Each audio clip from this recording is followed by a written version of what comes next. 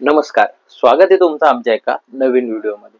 बऱ्याचशा मुलांचा मेसेज येतोय, दादा मला एवढे मार्क्स आले, मला तेवढे मार्क्स आले, किती पर्सेंटाईल येतील, किती पर्सेंटाईल येतील, दादा रिझल्ट केव्हा लागणार आहे? या व्हिडिओमध्ये मी तुम्हाला हेच सांगणार आहे की रिझल्ट कधी लागणार आहे.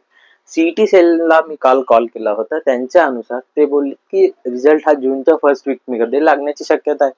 त्यामुळे आता आन्सर येऊन 7-8 दिवस झालेत, त्यामुळे लवकरच आता रिझल्ट लागणार आहे. रिझल्ट लागल्यानंतर कुठली प्रोसेस आहे, काय करायचं आहे, हे सर्व मी तुम्हाला ह्या व्हिडिओमध्ये सांगणार आहे. रिझल्ट लागल्यानंतर एक 3 ते 4 दिवसांनी तुमचं रजिस्ट्रेशन सुरू होतील, ज्यामध्ये तुम्हाला तुमचं नाव, तुमची कास्ट वगैरे, तुमचे डॉक्युमेंट्स हे सर्व तुम्हाला अपलोड करावं लागतं. ते रजिस्ट्रेशन झाल्यानंतर असं नाही की तुम्ही रजिस्ट्रेशन केलं म्हणजे तुम्हाला ऍडमिशन मिळणार आहे का, तर नाही. रजिस्ट्रेशन केल्यानंतर तुम्हाला तुमच्या डॉक्युमेंटचं व्हेरिफिकेशन करायचं आहे.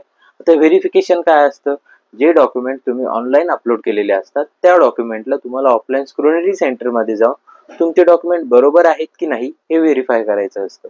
आता बऱ्याचशा मुलांचा डाऊट आहे की दादा व्हेरिफिकेशनच्या वेळेस मला ओरिजिनल डॉक्युमेंट लागतील का, माझ्याकडे तर ते नाहीये, व्हॅलिडिटी यायला मला फार टाइम लागणार आहे. तर अशा वेळेस तुमचं ते व्हेरिफिकेशन हे तुमच्या रिसिप्टवर होत असतं. त्यामुळे तुम्हाला महासेवा केंद्राकडून रिसिप्ट घेणं फार गरजेचं आहे. जर तुम्ही रिसिप्ट घेतलेली नसेल तर ओरिजिनल रिसिप्ट त्यांच्याकडून घेऊन ठेवा. ही ओरिजिनल रिसिप्ट तुम्हाला व्हेरिफिकेशनच्या सेंटरला दाखवायची. व्हेरिफिकेशन झाल्यानंतर तुम्हाला व्हेरिफिकेशनचं सेंटर एक रिसिप्ट देते. ती रिसिप्ट तुम्हाला ऍडमिशनच्या वेळेस लागते, त्यामुळे ती रिसिप्ट जपून ठेवणं तुमचं काम आहे. मागच्या वर्षीच्या काउन्सिलिंग मध्ये जे मुलं होते, 1-2 मुलांनी ती रिसिप्ट हरवली, त्यामुळे त्यांना ऍडमिशनच्या वेळेस प्रॉब्लेम झाला होता. त्यामुळे ही रिसिप्ट तुम्हाला व्यवस्थित जपून ठेवायची आहे. व्हेरिफिकेशन झाल्यानंतर तुमचे कॅप राऊंड सुरू होतील. कॅप राऊंड 1 म्हणजे असं आहे की तुम्ही कॅप राऊंड नाही खेळलात तरी तुम्हाला ऍडमिशन भेटेल, तर असं नसतं. कॅप राऊंड म्हणजे काय की तुमचे चॉईसेस काय, तुम्हाला कुठलं कॉलेज पाहिजे, हे कॉलेज तुम्हाला तुमच्या पर्सेंटाईलच्या अकॉर्डिंग व्यवस्थित त्या चॉईस फिलिंग सीईटी सेलला सबमिट करावं लागते. आता असं आहे का की ज्या मुलांना 95 पर्सेंटाईल पडले, त्यांनी समजा दुसरं एखादं खालच्या लेवलचं कॉलेज टाकलं, तर सीईटी सेल तुम्हाला येऊन सांगणार आहे का की राजा हे कॉलेज तू वर टाक? तर असं काहीही नसतं. कॅप राऊंड मध्ये तुम्हाला व्यवस्थित कॉलेजची फिलिंग करावं लागते, जेणेकरून तुमचं ऍडमिशन चांगल्या ते चांगल्या कॉलेजमध्ये होईल. जर तुम्ही कॅप राऊंड फिलिंग करताना कॉलेजची लिस्ट टाकताना जर तुम्ही चुकलात, तर त्यावेळेस तुम्हाला चुकीचं कॉलेज अलॉट होण्याची शक्यता असते. त्यामुळे तुम्ही ही कॉलेज व्यवस्थित तुम्हाला टाकायचे आहे. तर तुमचं आताचं काम काय, रिझल्ट आल्यानंतर माझ्या पर्सेंटाईलच्या अकॉर्डिंग मला कुठले कॉलेज येऊ शकतात. आता प्रत्येक कॉलेजची माहिती तुम्हाला नसते, त्यामुळेच आम्ही तुमच्यासाठी जी काउन्सिलिंग घेऊन आलो आहे.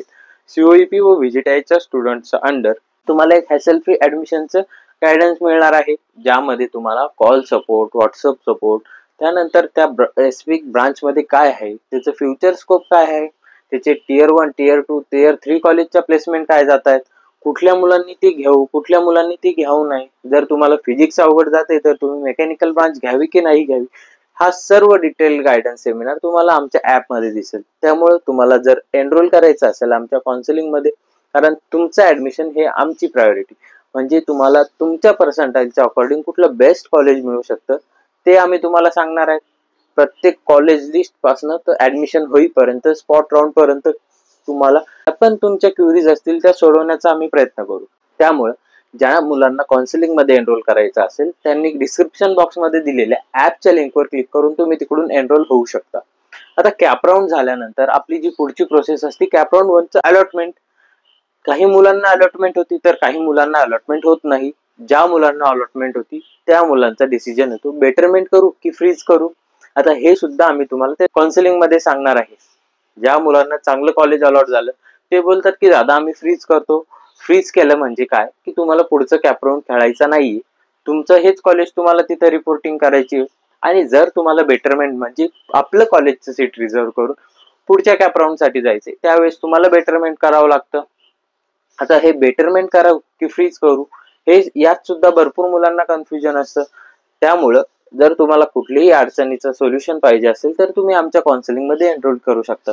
तुम्हाला जेन्युइन व डिटेल सोल्युशन प्रत्येक गोष्टीचं दिलं जाईल.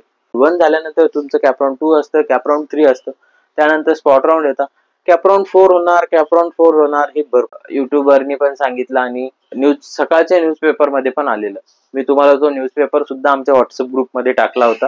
बट MHT CET ला कॉल केल्यावर त्यांनी असं सांगितलंय की सीईटी सेलचं जोपर्यंत ऑफिशियल अपडेट येत नाही तोपर्यंत असं फिक्स नाही की कॅप राऊंड 4 होणारच.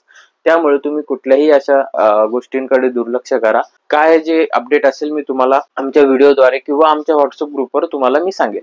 त्यामुळे कुठेही घाबरून जाऊ नका, कुठलेही टेन्शन तुम्ही घेऊ नका. ज्या अपडेट सीईटी सेल कडनं येतील त्या लवकरात लवकर मी तुम्हाला आमच्या व्हिडिओमधून किंवा आमच्या व्हॉट्सअप ग्रुपवर तुम्हाला सांगण्यात येईल. थँक्यू.